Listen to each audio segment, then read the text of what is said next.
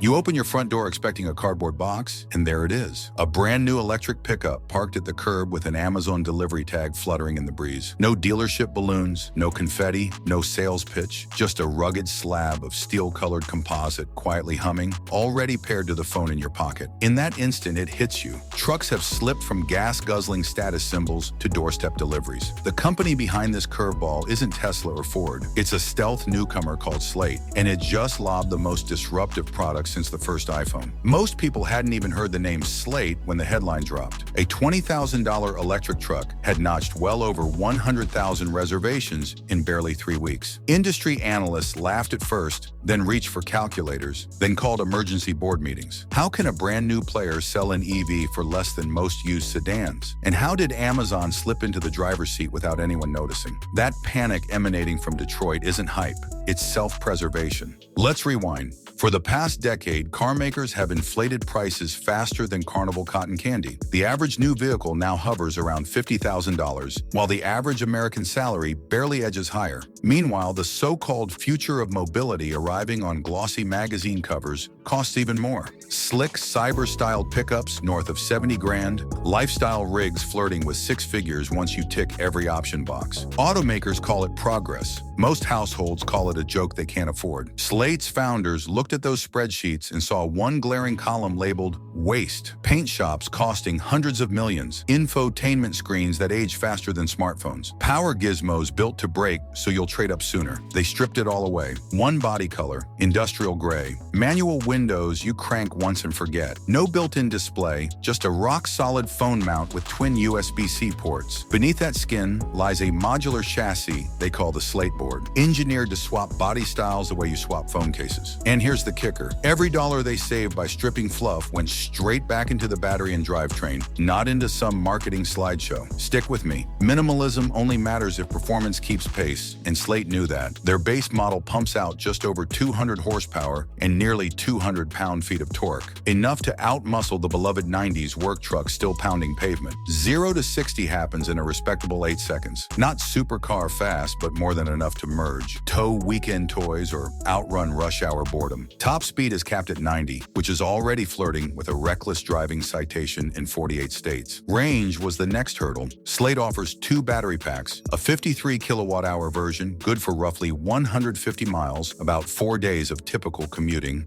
and an 84 kilowatt-hour option, stretching closer to 240. Both recharge from 20% to 80% in half an hour on the same fast chargers every major brand now supports. Grab a coffee, scroll your feed, and you're back on the highway before the foam settles. But specs alone don't detonate industries. Price does. Selling an electric truck for 20 grand sounds like wizardry until you trace the cost trail. Skip the paint booth and you erase a mountain of capital expense. Delete touchscreens and proprietary navigation. Shave $2,000 per unit. Swap power windows for cranks and pocket almost another grand. Standardize on one trim so the factory doesn't play parts bin roulette. Finally, nuke the dealership middlemen entirely. No coy destination fee, no surprise paperwork charge, no uptick for nitrogen in the tires. Click, confirm, delivered. Brace yourself for this next part, because the sticker shock you felt so far is nothing compared to what the dealer network is about to experience once Slate's math goes public. That last element is the blade twisting under every auto executive's collar. Amazon has spent 2 decades perfecting a supply chain that moves lipstick, lawnmowers, and laptop batteries with near frictionless scale. It already fielded a fleet of custom electric vans just to shuttle packages. Now picture that logistical muscle applied to consumer vehicles. Replacement parts arrive next morning. Mobile techs service your truck in the driveway. Over-the-air software drops add features rather than just bug patches. Dealerships don't figure into the picture at all, and suddenly the entire sales model built on finance markups looks ancient. Even the slickest playbook needs believers. Slate opened reservations with a refundable $50 deposit, less than dinner for 2 if you skip dessert. In 21 days, the pre-order list vaulted past 100,000. That would be impressive for a cult brand with a decade of fanboys. For a name nobody could spell last spring, it's Seismic. The orders aren't clustered in coastal tech hubs either. They're scattered through farm towns, desert suburbs, and union-strong Midwest counties where pickups are currency. Of course, a tidal wave of hype always drags skeptics in its wake. Comment sections overflow with doubts. Can a gray-only truck really tempt buyers used to candy paint customs? Will manual windows feel archaic after years of push-button everything? Is 150 miles enough for weekend warriors hauling jet skis to the lake? Legit concerns, but Slate fires back with logic. Paint, wrap the composite panels in any hue you like. One quick session, a couple $100, no swirl marks to polish. Windows? Cranks never need pricey regulators. Range? The average driver covers barely 40 miles daily, and public fast chargers now dot every interstate exit. Plus, the bigger pack is right there if you need it. Ready for the plot twist? Those prepaid deposits aren't just numbers on a spreadsheet. They are a nationwide mandate demanding sanity in vehicle pricing, one that legacy brands can't ignore. Then comes the ominous whisper, startups always fail. Many do, but most don't walk onto the field holding Amazon's playbook. When the world's top cloud host and second largest private fleet declares that vehicles are simply another logistics node, suppliers pay attention. Legislators eye local gigafactory jobs. Traditional automakers speed dial consultants who specialize in cost-down redesigns. The pressure is palpable. Corporate fear aside, the Slateboard chassis slips a subtler anxiety under the industry's skin. Upgradability. In the existing model, vehicles depreciate like melting ice. New features drop only with brand new model years, forcing you to swap the whole machine. Slate treats the truck as a platform. Need an enclosed SUV body for winter? Bolt the kit on. Want roof rack rails and a fold-down workbench for spring projects? Slide them into the bed grooves, lock them with hex keys, and finish before lunch. When a truck can transform rather than be replaced, automakers lose their best leverage. Cost savings keep piling up when you examine manufacturing in detail. Traditional OEM stock thousands of unique paint codes and interior trims, clogging warehouses with idle inventory. Slate carries a fraction of that overhead. Stamping plants churn out identical gray panels that nest like playing cards for easy shipping. Assembly robots follow a single recipe instead of juggling dozens of option mixes. Every simplified step shaves seconds off the line, pennies off the bill of materials, and headaches off future recalls. Hold that thought, because it gets better. The real cost slashing doesn't come from clever sourcing alone. It comes from abolishing options nobody asked for and passing the savings on, line by line. None of this matters if the product doesn't drive like a real truck. Early reviewers who finagled prototypes report a firm yet forgiving suspension tuned for cratered pavement, steering that feels more Tacoma than golf cart, and a flat torque curve that hauls mulch without drama. Cabin noise is hushed because there's no engine roar, just wind and tire hum that your Bluetooth speaker easily masks, because the floor is a rinsed-down composite instead of carpet. Mud from job sites or beach trips hoses out in seconds. Safety couldn't be an afterthought. 8 airbags, automatic emergency braking, and forward collision alerts come standard. There are no packages or hidden up charges. Federal crash tests still loom,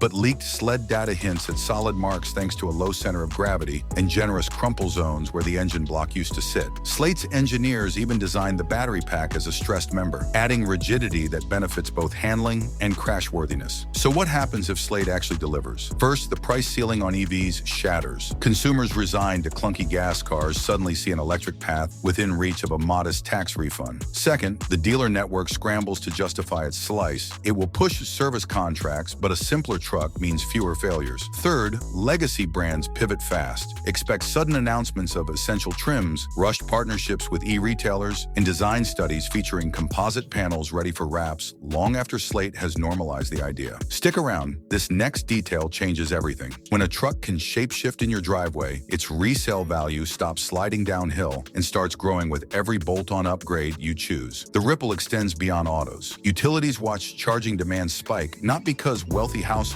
added a second EV, but because middle-income neighborhoods just plugged in their first. Rooftop solar installers grow busier as owners offset the new load. City planners reconsider curbside infrastructure, weighing whether public chargers deliver more goodwill than yet another scooter program. Insurance actuaries pore over lower claim severity models when owners can swap damaged panels like luggage instead of replacing entire quarter sections. Success is never guaranteed. Raw materials can spike, regulations can tighten, congestion, or supply bottlenecks choke delivery. If the first batches miss deadlines, goodwill evaporates overnight. Yet Amazon's obsession with on-time shipping makes those dates feel safer than most launches. Missing them bruises its reputation far more than slates. The e-commerce giant won't let that happen without a fight, and its cloud analytics will forecast demand and parts flow with spooky accuracy. But that's just the tip of the iceberg. In a moment, you'll see how social media megaphones will turn each delivery into a rolling commercial, free and unstoppable. Picture the moment the inaugural batch ships. Social feeds flood with gray pickups rolling off car haulers in front of modest homes. Owners film 10-second shorts of manual window cranks, followed by flashing price tags like mic drops. Influencers wrap theirs in chrome hearts or hunting camo. A contractor unboxes the SUV conversion kit, time-lapses the install, and posts before sunset. Every share is a free ad that legacy brands can't buy with entire Super Bowl budgets. Legacy executives will insist the market still craves luxury. They'll tout quilted leather cabins and voice-activated tailgates. But order books will reveal the crack in that facade. Luxury still sells, sure, but affordability sells faster. And for the first time in decades, affordability isn't painted in plastic hubcaps and rental fleet beige. It's wearing a modular suit and sipping electrons from the same plug as six-figure toys. We're only scratching the surface. The cultural wave that follows a truly affordable EV will ripple into housing, finance, even the way suburbs design driveways. And that story is still being written. Before we wrap, consider the planet-wide math hiding behind these numbers. Swapping 150,000 traditional pickups for electric ones slices millions of gallons of gasoline from yearly demand and deletes more carbon dioxide than some small nations emit. Yet the people making that dent aren't wealthy early adopters. They are delivery drivers, landscapers, teachers hauling science projects in the bed. When environmental progress aligns with budget relief for ordinary families, change scales fast. There is a cultural ripple, too. A generation raised on subscription, everything has grown wary of big purchases that lock them in for a decade. A modular truck speaks their language. Pay less upfront, upgrade only what matters, skip the stuff that doesn't. Want thicker seat cushions or a solar tonneau cover next year? Add them when the budget allows. Prefer a rugged cargo box over second-row seats? Swap in the evening before a road trip and swap back Monday. Ownership becomes fluid, almost playful. A sharp contrast to the old model where customization voided warranties and upgrades meant trading in. Here's where you come in. The revolution invites spectators, but it rewards participants. Maybe you're a lifelong truck owner, tired of paying new motorcycle money every upgrade. Maybe you've limped along in a rusting compact because EVs felt out of reach. Maybe you're a tinkerer itching to bolt on roof tents without voiding a warranty. Wherever you land, the buy-in isn't a second mortgage. It's a $50 place in line and a promise of transparency the industry hasn't shown in years. So next time you scroll past a sponsored post bragging about laser headlights, remember the gray truck quietly stacking deposits. Remember that the loudest disruption doesn't always roar. Sometimes it rolls up to your porch, ding-dong, delivered. When that day arrives, you face one choice. Grab the keys or watch the paradigm shift through the rearview mirror. If this story lit a spark, hit subscribe, drop your take in the comments, and share the video with that friend still making $700 car payments. We have plenty of wild turns ahead, and trust me, you'll want a front row seat for the ride. Welcome to the tipping point where affordability, sustainability, and pure mechanical curiosity finally share the same lane.